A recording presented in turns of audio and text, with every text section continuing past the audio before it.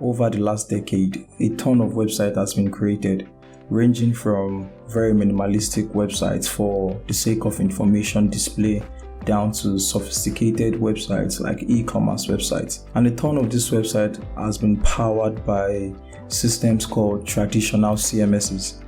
These are basically monolithic solutions that contains a content management system and a set of pages that can't be manipulated by the content management system, all in the same system, hence the name monolithic. And this has been largely successful over the years with vendors like WordPress, Wix, and Webflow. But there comes a time whereby you want to have full control over your presentation layer, such that you want your CMS to be able to connect with whichever client you deem fit, be it mobile, be it desktop, be it web. This is largely impossible with traditional CMS because of their monolithic nature.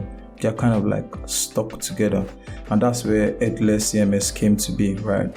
The whole idea is to be able to decouple the CMS system from the client, so you can easily tie whichever client you deem fit to the CMS system, and I find that's really interesting. So I worked on a quick fun project, and it looked like I was gonna outsource the backend because I had time constraint, and immediately clicked that this is the type of system where you need a CMS, and not just a CMS, you need an headless CMS, just so that you can have the backend taken care of while I focus on the front end. So I built this application with Next.js on the front end, and spoiler alert, I chose STRAPI due to some reasons I'm going to be talking about later.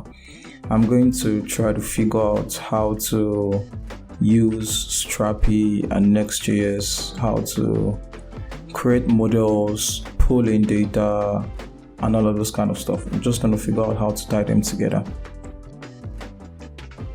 What was my experience like? It was a great experience actually. It just keeps amazing me how people try to push things beyond bounds, and I think that should be our current and constant position, and that's a good thing about the tech ecosystem, right?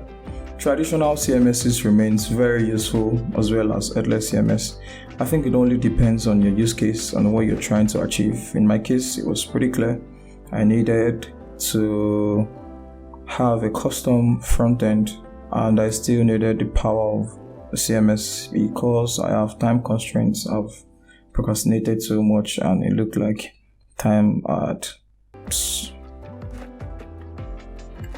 Another question would be, what Headless CMS should I use out of the long list of Headless CMSs that we currently have out in the market? Well, that's going to be a conversation for another day, and I hope you enjoyed this one. See you guys on the next one.